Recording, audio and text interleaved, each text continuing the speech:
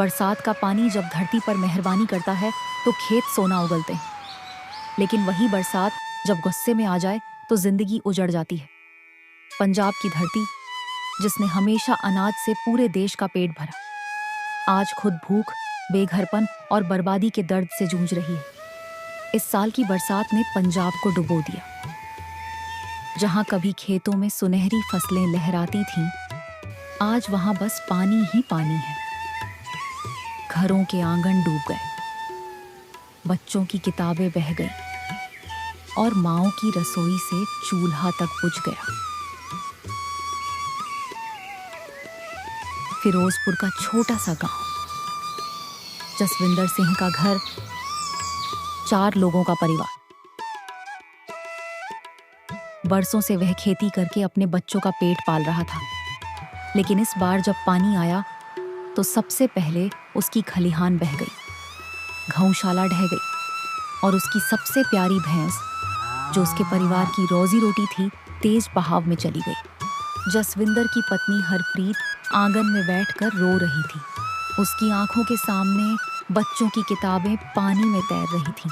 बेटा बार बार पूछ रहा था, पापा अब हम कहाँ रहेंगे? हमारी फसल कौन बचाएगा? लेकिन जसविंदर के पास कोई जवाब नहीं था। पंजाब कितना ही मुसीबत में रहे, पर दोस्तों, यही तो पंजाब की ताकत है। जब दर्द बढ़ता है तो लोग मिलकर खड़े हो जाते हैं।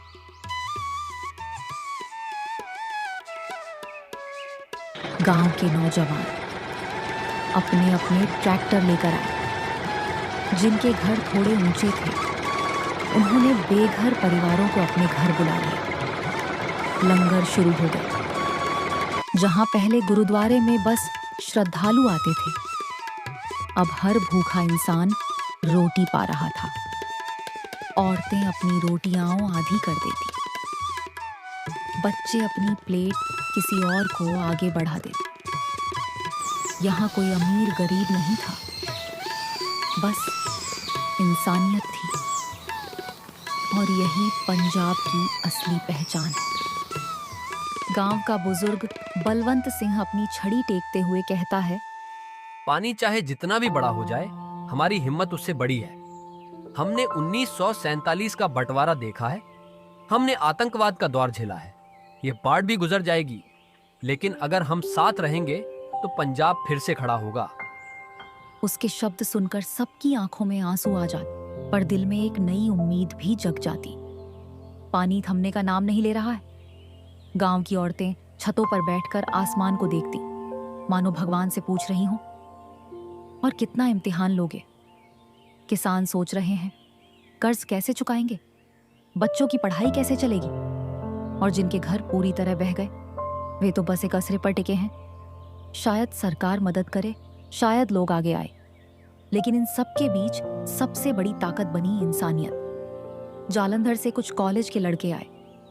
उनके पास पैसे नहीं थे, लेकिन जो भी था उन्होंने गांव वालों को दे दिया।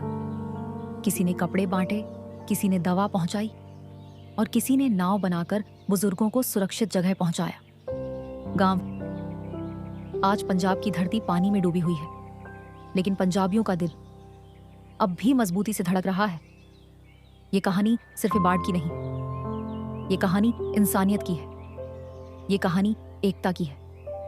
दर्द कितना भी गहरा क्यों ना हो, अगर हम साथ खड़े हों तो कोई तूफान हमें मिटा नहीं सकता।